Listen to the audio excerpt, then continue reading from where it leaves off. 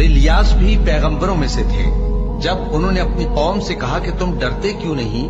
کیا تم بال کو پکارتے اور اسے پوجتے ہو اور سب سے بہتر پیدا کرنے والے کو چھوڑے دیتے ہو، یعنی اللہ کو، جو تمہارا اور تمہارے پہلے باپ دادوں کا پروردگار ہے؟ تو ان لوگوں نے ان کو یعنی الیاس کو جھٹلا دیا، سو وہ لوگ دوزخ میں حاضر کیے جائیں گے۔ ہاں، اللہ کے چنے ہوئے بندے مبتلا عذاب نہیں ہوں گے۔ اور ان کا ذکر خیر بعد میں آنے والوں میں باقی رکھا کہ الیاسین پر سلام ہو، ہم نیک لوگوں کو ایسا ہی بدلہ دیتے ہیں، بے شک وہ ہمارے مومن بندوں میں سے تھے۔ اور لوط بھی پیغمبروں میں سے تھے، جب ہم نے ان کو اور ان کے گھر والوں کو سب کو عذاب سے نجات دی مگر ایک بڑھیا کے پیچھے رہ جانے والوں میں تھی۔ پھر ہم نے اوروں کو ہلاک کر دیا، اور تم دن کو بھی ان کی بستیوں کے پاس سے گزرتے رہتے ہو اور رات کو بھی، تو کیا تم عقل نہیں رکھتے؟